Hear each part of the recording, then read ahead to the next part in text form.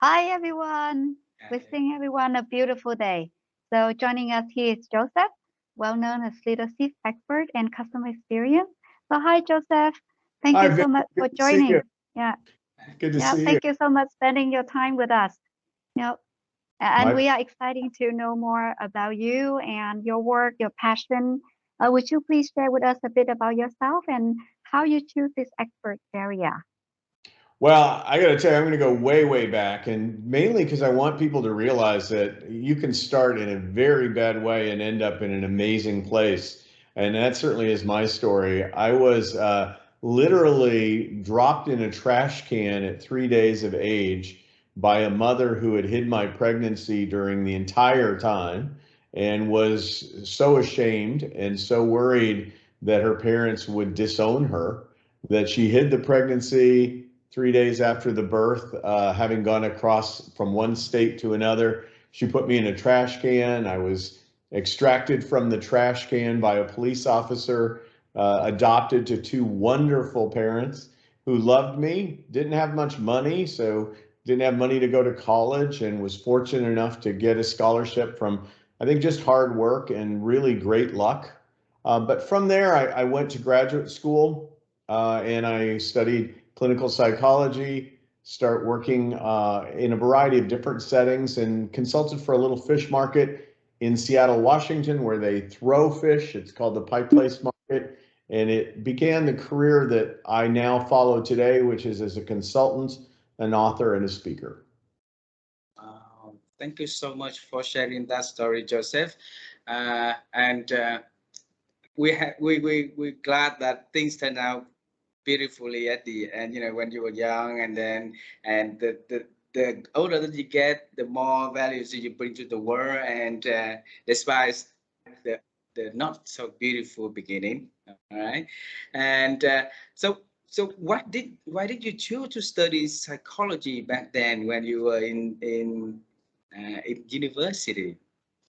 So I think I both wanted to be a lawyer and a psychologist. I thought I could go to school forever and do both of those things. At some point in my journey, it became clear to me I had worked with a district attorney, a prosecuting attorney, when I was in college, thinking that would help me get into law school. As I saw what the law did, it didn't fit me. For the most part, we were handling cases after problems had happened, right? That was Mm, where live. The problem had happened, and then the law would intervene. And so for me, I was trying to figure out, is there a way that I could help people before the problem happened, before Mhm. child was abused, before people got into alcohol and drugs? And so I got into psychology. Sadly, I learned later that psychologists also tend to respond to crises and don't do a lot of wellness training and helping people develop coping skills. We tend to react to people who are depressed and anxious and who don't have great coping skills. So I thought I was getting ahead of it. And I think our society in general spends more of its money after problems emerge than preventing problems from emerging. But I still am grateful for having studied psychology because understanding people is pretty important, and being able to listen to people is critically important. And I think you're seeing that in this series, right? Your willingness to listen to people opens up insights that other people can learn from. Mm. And how is that related to the works that you do after that, though? That's a great question. And it was an interesting journey for me. I think I found that I didn't enjoy sitting with one person for an hour talking about problems they had in their lives. I was much more interested in looking at how can we affect larger groups of people? How do I understand the psychology of people to make a better world for groups? And so that was more where I ended up. And that meant that I was helping brands understand customers so that we could make the lives of customers better. I was helping leaders understand employees so that we can make the lives of employees better. So my work is improving the human experience from a business perspective instead of helping individuals solve individual problems. It's just a slight shift, but it was one that fit me better. Mhm. All right. So I thought that Vivian sees unmute her phone. I thought that she had the question, but I'll continue then. Joseph, so when you were at I think that the works that you had before was doing the things that preventing not preventing but fixing the people issues after it's already happened. But the things you are doing and nowadays actually in the other direction. So you lead in the change and then and so is that something that customer experience is all about? You know, it's interesting that you say that. I don't know that I've ever really thought about that. It's you'd think I would have, but I haven't.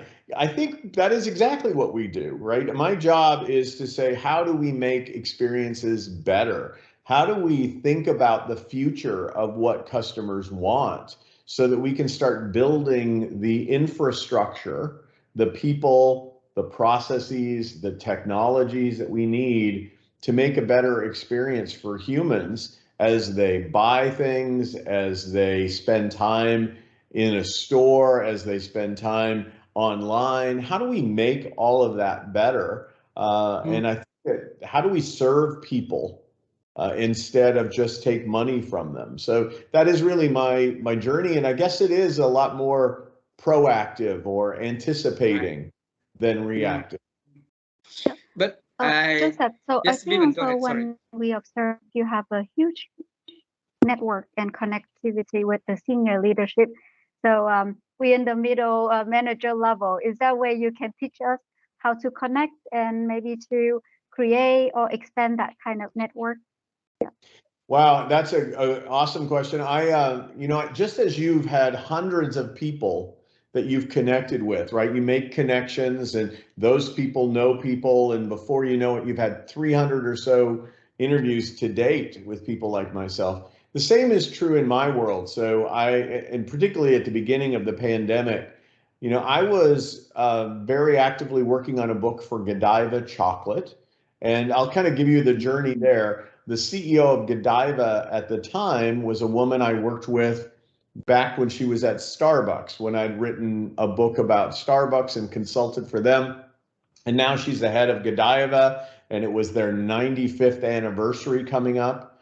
And so they were interested in me doing a book. I'd consulted with Godiva before when there was different leaders on board. So all these things were coming together wonderfully for me, right? And I was ready to do a book, and McGraw-Hill, my publisher, agreed to the book. And I was in the process of doing it, and then the pandemic hit, and there was not going to be a trip to the manufacturing plant because they wouldn't let people in, right? And so at that moment, I started to reach out to my network, and I started to talk to people and say, how are you doing? And what are you doing? And how are you trying to manage this? Because as leaders, you know, this was different. We may have had other adversity in the course of our lifetime, but the scale of the adversity, the magnitude of shutdowns and lockdowns around the world was different. And so we were trying to figure out how they were navigating those rough waters, those choppy seas. And I started talking to my network, who introduced me to leaders that they knew. And before you know it, I was about 140 leaders in, and I was writing a book about how those leaders were approaching the challenges that they were facing at the time. So they would come out of it stronger than they went in. And I think that's a hard concept because many of us felt so vulnerable when we were in the middle of it. But I think a lot of leaders were saying, how do we not just get through it, but how do we get through it stronger? So I would tell you, I think my world is very similar to yours.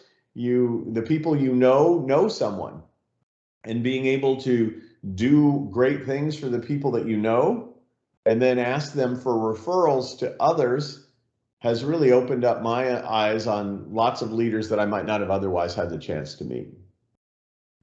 So Joseph, shed us some light. What secret to make people come out stronger through pandemic from what you observe in your network?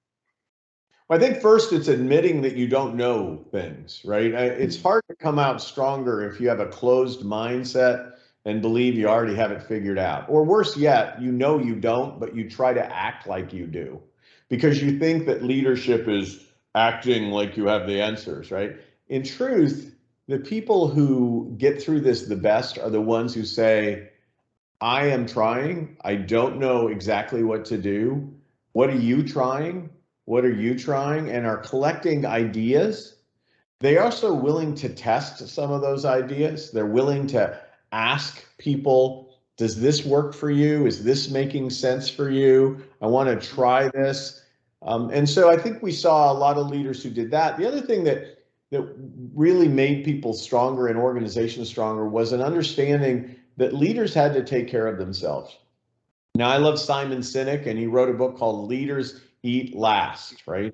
But leaders have to eat, and they have to make sure that they don't eat last to the point that they don't get any nourishment, right? And I mean that in a broader sense. Leaders need to take care of themselves in order to take care of others, not take care of others, and if there's anything left over, maybe they'll take care of themselves. And so we saw great leaders not only admitting their vulnerability, reaching out to help, but also making sure they set aside time to nurture themselves, to rest, to meditate, to walk, to take deep breaths. Because without it, they weren't going to make it through the marathon and come out stronger. They were going to collapse under the weight of the pandemic. But do they in the real world having enough time to do all kind of things like that, Joseph?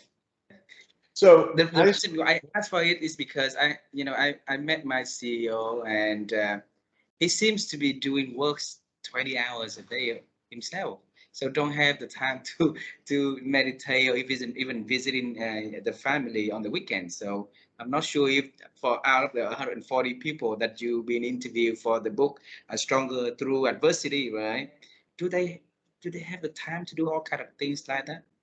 You have to do it very efficiently, right? It's not like you can maybe languish your ability to do it. But if you don't do it at all, there's some problems. I'll give you a really simple example from the book. I was talking to a senior leader at Fitbit, right? A wearable technology company, kind of tells you how many steps you took, whether you're getting good sleep, right? That's what the technology primarily does. So she was a senior leader at Fitbit, and she said to me that I noticed that I had such important projects that I was leading.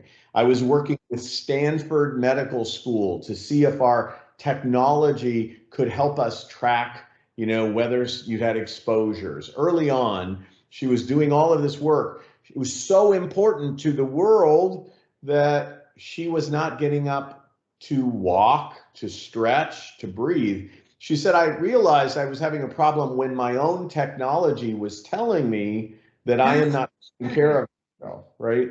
And so that she could go out and take 4-hour lunches and meditate and walk long distances, but she surely could get up out of her chair, take breaths, she could clear her mind, and if she didn't, then she was of very little value to anyone over the long haul. And you can act like you can get away with not caring for yourself, but flight attendants often tell us put your mask on first before you put the oxygen mask on your child. The same is true as leaders. We have to make sure we have oxygen flowing. And I mean that in all senses of nourishment, right? Food, rest, plenty of rich oxygen as well. Wow, Joseph, I will send this message to my father, because a few months back, when we were on the road, and my father and I and Vivian actually we shared a topic about leaderships, and we asked him the same thing that we asked you before and today. So he also said that when he was leading an organization with like 3,000 employees, so basically he has to put himself first. So it goes against what Simon Sinek basically philosophy of leader eat last. But he said, if I don't and take care of myself well, I'm not going to be able to take care for the people who follows me well. So I'll tell him that today we and I witnessed a story from Joseph, and then he shared the same thing. Once again, your dad was right. I hate to support that notion. Our dads and moms are much smarter than we thought they were when we were teenagers. But just that, I would want to bring you back onto 2004 when you first start writing your book. I think it's during 2004, right? And then, on what occasion that makes you stiff from changing from working onto a different career where you start to do the writing and it's in the very different varieties of topics though. So So this is first off, incredible research on your part to know when I did that book, and shame on you for aging me so much by telling how long ago that was. I'm But sorry. you know, even before that, I had written a book on parenting. So as a psychologist back in those days when I was trying to help people more individually, I Mm, was working with lots of families, and so I wrote a book on parenting. I had my own children who were very little at the time, and so I wrote a book called Humor, Play, and Laughter, Stress Proofing Life with Your Kids. And it was my first effort to try to take what I was seeing in the world and try to make sense of it and try to share it with others.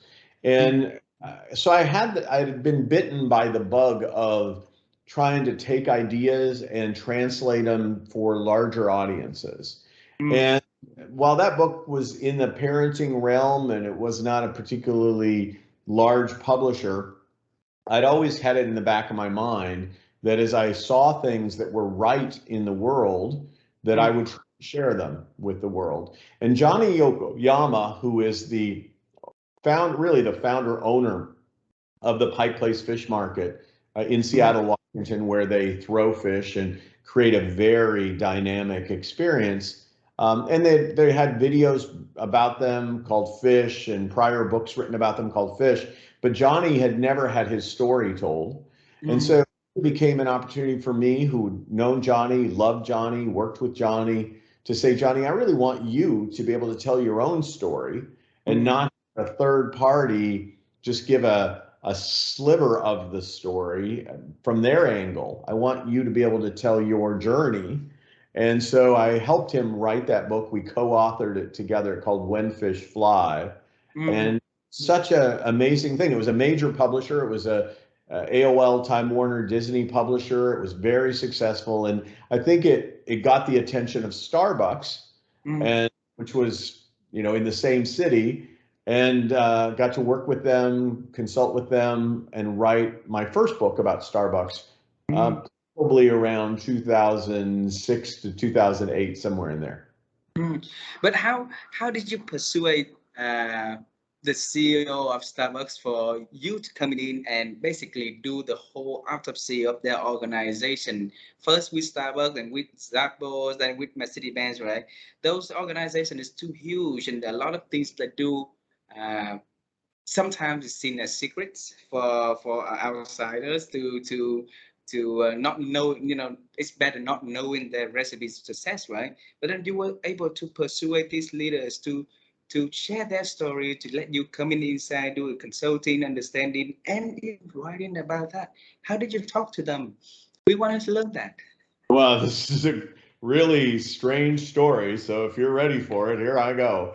Ah, Originally, all I did, and this was again 2006, so it's a very different time than now, but I think the principle still applies. You mm, just have to have some courage to reach out to people, even if you don't think they're going to say yes. Because if you knock on enough doors with that kind of courage, some folks say yes, and it's an amazing thing, right? So in Starbucks case, I reached out, and in my wallet I had a loyalty card. It was how I paid for my drinks, right? I loaded money on the card and I would pay for my drinks. And on the mm, back of the card it had a customer service number on it. And so I called the customer service number and I said, I've just written a book about a little fish market down the street from your original store. I'm interested in writing a book about you. Would you help me get in touch with someone? And so they kindly sent me to someone in communications. She reached out to Howard Schultz, the CEO at the time, and said, probably just another book. We really don't want it to be done. I'm not all that interested, but just in case. And Howard kindly said, no, no, no, that fish market really influenced how I do business. And I'd like to work with Joseph. And who knew, right? And so we got in the door. And once you're in that door, guess what? The next time I want to reach out to the Ritz-Carlton, I have now another thing I can say, look, I've done a fish book, I've done a Starbucks book. Might you give me a few minutes just to talk to you about whether there'd be a book for you? And then you just kind of bootstrap up your journey and get more and more access. And then after a while, people start coming to me now and say, we'd like for you to work for us, or we'd like for you to write a book about us. And I turn books down all the time these days, where people, and it's changed, right? The old days I was chasing the business, and now I'm turning it down or sending it to other people. Wow. How's Howard looks like on the out in reality? I always see him on the internet, but never see him in person.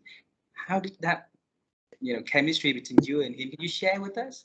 He's a remarkable human being. I think every leader has their downside, and I'm sure you'll find people who are detractors of Howard. For me, he's about as good as it gets. This is a man who comes from poverty also. His father's career was driving a diaper delivery truck back in the days with lots of cloth diapers. And one day his dad fell out of the truck trying to get out of it and broke his leg. The family had no health insurance. And so Howard remembered that. And when he became a CEO, he started offering health insurance to people who were only part-time employees, which was revolutionary in the US. Yeah. He is really a guy who is incredibly visionary, but he wouldn't have done it by himself. I mean, Howard's big idea guy and pretty good at getting people accountable to those ideas. But he had a wonderful guy who was very warm and nurturing at the helm as well, Howard Behar. He had a guy who was very operationally excellent, Orrin Smith. Two Howards and an Orrin. We called it H2O, kind of the founders of this brand. And it took that leadership team to make Starbucks what it was. Bottom line, Howard's back now at the helm of Starbucks for a period of time with the retirement of their recent CEO. So he's been the CEO, the chief global strategist, chairman of the board, foundation chairman, and now he's back again for a period as Starbucks goes through another transition. I think that well, Vivian and I we used to live in Seattle, and he was our legend. He is our legend still, actually, because back then I think during 2006, 7, 8, we start to see the market crashing, and during that tough time, normally where all the news that we read was about laid off or like career outplacement transitions, but then he offered like more benefit, increase the salary for his people. And I say, hey, this person really, really is an amazing leader. Because, and then even so, he also tried to persuade the legislative to increase the minimum salary and things like that to have the American, and we truly admire for what he did. So I think that it's a huge envy from my ends that you got a chance to meet Howard yourself. He's a remarkable human being. And I would sometimes, he'd go, hey, Joseph, let's go over here. I'm going to go celebrate an employee. And he'd literally just get out of his own office and go down to the floor and hang out with employees for a while. Most CEOs don't do that. So it was crazy to watch him in action. Wow. Just that back in the time that we were in America, I think that that before 2011, every talk was about customer service and make it as a differentiator between company A to company B. But then the whole journey has evolutionized a lot now into customer experience, and you are an expert in that. We would want to ask you, how can organization create experience that can meet the masses though? Too many customers out there. it's really wonderful that you know the journey of this. I think customer service was the trend for a long time. It is about getting things right for customers and making sure that if they have a problem, you fix it. That's what customer service largely was. Nowadays, I think we understand that that's just as part of the customer journey, the servicing of the products, or so the journey is the beginning of considering you to call to sequel, will we buy from you again? And that journey is not just a matter of whether or not you get it right and make it right. It's a journey of emotion. It's a journey of enveloping a person in an entirety of experiences, sensory experiences, what they see, what they hear, what they smell, what they taste, if your brand has any of those elements. Trying to maximize the sensory experience. So you're wrapping up your products and services in an experience. Today, we have such amazing technologies. We have immersive technologies. We can, put you in the metaverse and put you in an avatar and create a whole experience around that. We can use large screen projection to put you in the middle of art, right? You can go to an art museum and walk through the art instead of have it on the walls. We have such amazing technology. The question is, what experience do you want to deliver? And if you don't understand that, and you don't understand what your customers want as it relates to the experiences you could provide, and you don't understand that sometimes adding things makes an experience more cluttered and doesn't actually leave a person feeling what you want them to feel. So I think what you've seen over time is a emergence of people like myself that are experience designers. So we kind of say, who is your brand? Who's your customer? And how do we design experiences for maybe 3 or 4 customer segments? We can't design experiences for everyone in the universe, and we can't get it down to the individual level, but we could create an experience for your core customer segments. Maybe some are digital natives, and they really expect everything in their experience to be digitized and not having humans get in their way.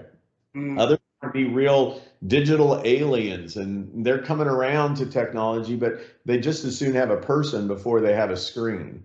And so the challenge I think we're trying to get through in our society is figuring out who's your customer, who are the core segments, what do you want them to think, feel, see, do, hear, experience, and how do we build a well-designed experience that maximizes their satisfaction and joy, gives them a story to tell to the people they serve, the people they love, their family members, their friends.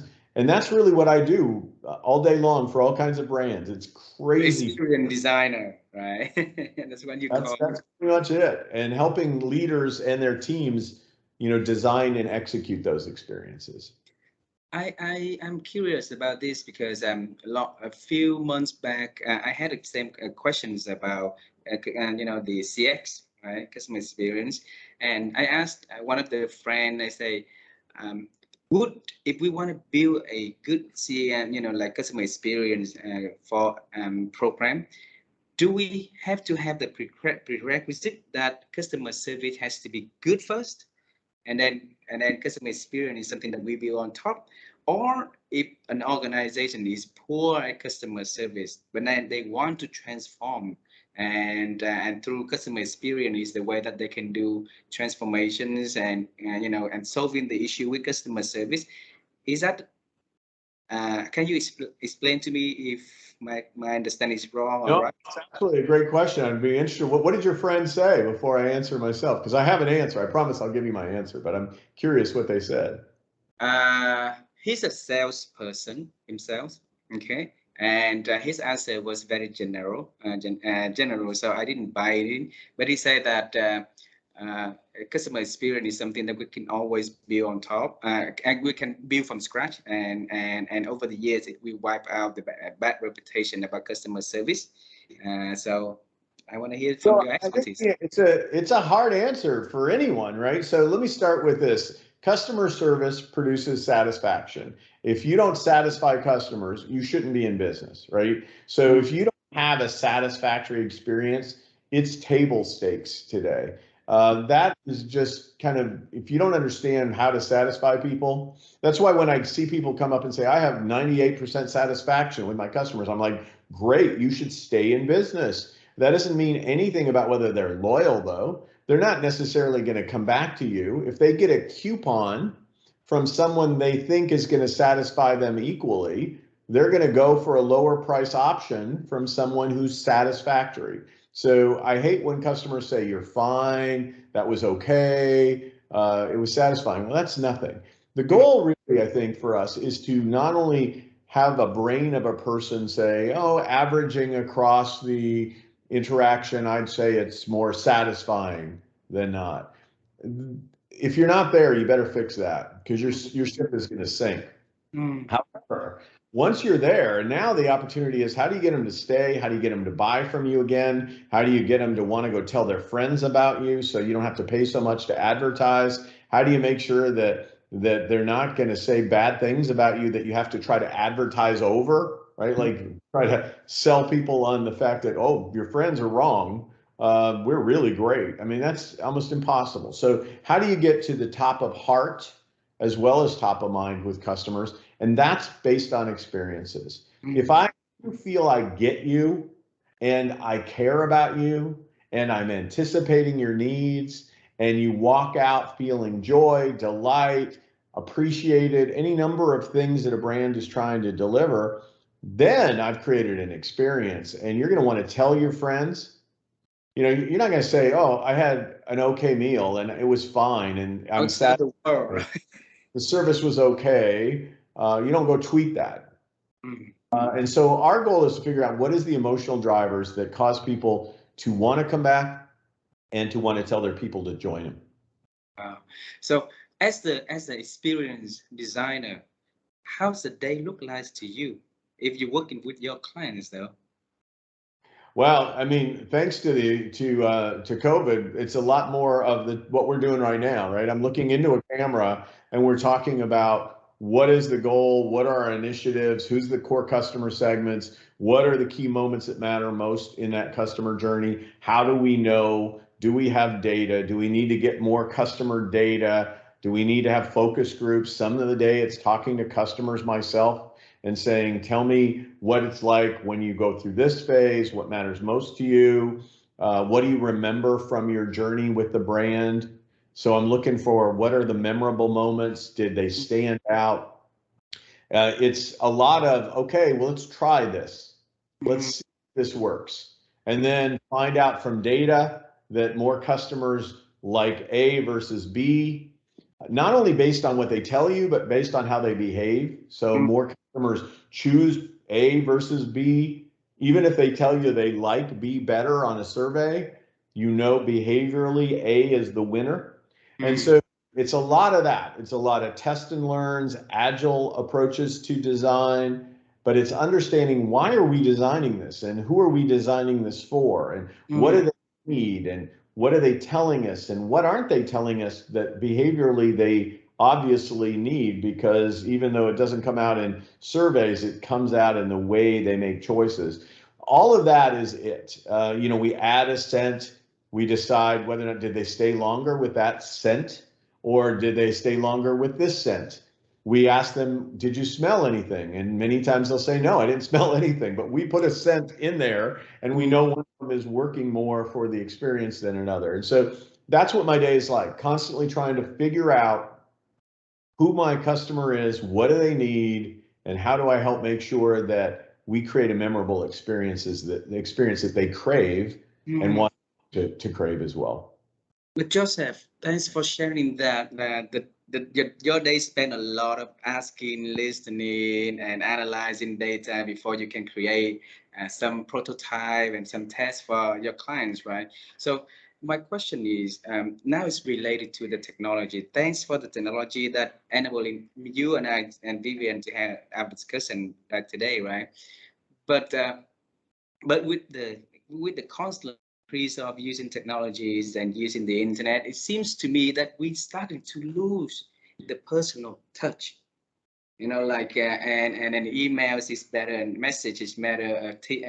A Teams meeting is more convenient for a lot of people, and that personal touch to me means a lot because you know, I can stand and can see you, I can feel you, I can you know, like hug you or things like that. And how do we create the consumer experience in the era that, you know, we're constantly losing the personal touch like today, and even more in the future? Boy, it is a great question. I still believe the future of customer experiences are human powered and technology aided. That's what I believe sitting Mm, here today.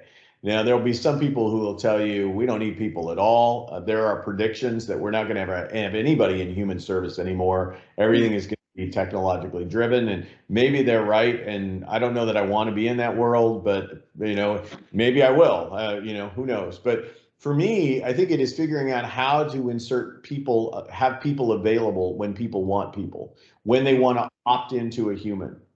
So a lot of what we do in design these days is create a pure digital path where mm, somebody could theoretically have their entire experience with the brand digitally. We want to infuse as much humanity as we can across the two dimensionality of technology. We're going to try to infuse a human voice. We're going to try to use video. We're going to do whatever we can to make people somewhere in this technological zone, but it's mm, for the most part no human interaction required to get your needs met. That would be a pure technology path.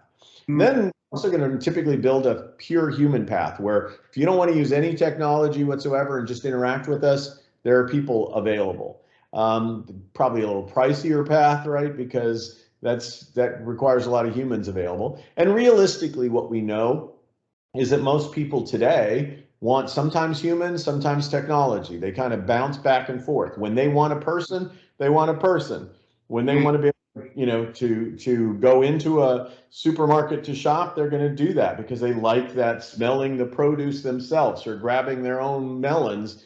Other times they're going to let a shopper shop for them and they're going to go curbside and just let somebody put it in the trunk of their car or the boot of their car. So, but we need to have people available at the right moments in the journey so I could opt either way. And I think that's the challenge of design. I say that to you, and I say I do this a lot. Next week I'll be in Orange County, California. I'll be in Philadelphia. I'll be in Miami, Florida. I mean, I am going from one coast to the next to down here in 1 week. So mm, there is still plenty of face-to-face business going on out there. mm, And I think some of the big wins I have now is that I'm a guy who shows up in person as well as available here. But I also now have the ability to say, which do you want? Right. And I also sometimes can say, hey, I'm going to show up for this, but you know what? Let's do this meeting virtually because I just think we can get what we need done on this level. I think the key is knowing how to integrate all of that. So leverage this the advantage of both the technology and the human side of the business, right? Well, Absolutely. so Joseph, for the 20 years plus that you've been in this industry, you've been seeing the evolutions for customers, service to customer experience. So what's next? What's the new word that you think that gonna come in and replace the word experience, though? Well, I would defer to the economists who've seen these trends, right? We've been in the industrial age prior to the experience age, the age of the consumer. I do think the metaverse is very fascinating to me. And I think it's the wild, wild west right now. And people, I think it's dangerous for kids to be out there. I personally am on a board that is all about digital wellness for children. So, my goal is to figure out how to help people step into all of this technology and use it for good and not let the technology overtake them, not let children be negatively influenced in their self-esteem, have physical wellness alongside of the amount of screen time they have. I hope that the future of all of this is we become able to walk in and out of these technologies more efficiently than we do today. And they don't just overwhelm us, absorb us, and we live our lives with, 3D goggles on instead of actually stepping out into the street and experiencing the world that is. Mm. similar to the movie Surrogates that Vivi and I watched long ago. Like maybe one day I will wear an avatar of Joseph's face and then go online talk to Joseph, the real Joseph, right? Yeah, I'm a little worried about that. You would do such a better job than me. I probably wouldn't be able to work once you take on my avatar. No, I'm not going to be able to do that. You're so amazing, Joseph. Um, I would like to ask the question, but it just flow up in my mind. But I remember it now. Um, a friend of mine would want to send this message to you, this question to you. He said that for a few years, the customer experience had been in for a few years already, but then in Americas or in other countries, he's still seen advertising saying that contact customer service department or customer care, but not a customer experience phone number, on the advertising. What's the issue for that one though? I think that there are so many words that get used here. Customer care is one, customer success, customer experience, customer service, right? These are all words that mean something to people. Often when you're saying here, contact our customer service number, you're saying if you have a problem with a purchase or something that happened, contact our complaint center, right? And we often call that customer service in the United States. Customer experience for me is the design of the entire experience, including that phase called customer service. How you manage complaints is an important part of the overall journey of experience. So I think that, advertising that, a lot of people use Twitter for customer complaints, or and there's a customer complaint department and people who answer Twitter complaints. To me, the main thing is that you design the experience beginning to end, designed around your customer segments. That phase called service is a very important one, because if you can do that well and you can have people feel like you cared about them, you fixed their problem, you anticipated their problem and maybe did a little bit more than they thought, if you took responsibility for their problem, if it was appropriate, you stand out from a lot of brands that say, okay, I got your money. You have a problem, good luck getting it fixed, right? I mean, or I make it your problem, or I point out how you're out of warranty, or how you did something to make the problem happen and it's not our fault. So I think that phase of the journey is really important, but calling it customer service is probably a pretty familiar thing. It's just a phase in the entire customer experience. So it's just a small step in the whole journey, right? Yeah. And Joseph, then my next question is about, for example, like we know your past already, and then we know the present, and you've been in that customer space for a long time. So sometimes to me, if I'm done something for quite a long time, it's been there, then that kind of mentality sometimes make kicking and it get me bored. But you still doing it with great energies and loves. We can see it through the work and through the activities that you've been doing. Can you share what is the secret sauce that keep you in one sector for long and still have all the energies to bring you to the next level, to the next level? I think it comes from a basic philosophy of life, that we are on this planet to serve one another. I am not on this planet to be served by you. You're not here to, I don't see you as serving me. I see me as serving you.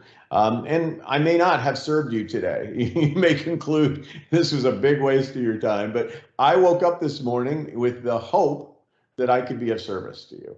And that's how I live every day and everything I do. And some days I'm better at it than others, let me tell you. But because I believe that, it's amazing how much my life has been enriched. I mean, I've traveled all around the world, getting to meet people from all over the world. I have been blessed to meet leaders I never could have imagined. I get to stay in hotels and resorts I would have never imagined. For example, I did some consulting for the guy who created Best Buy, which is our largest electronics company here in this part of the world.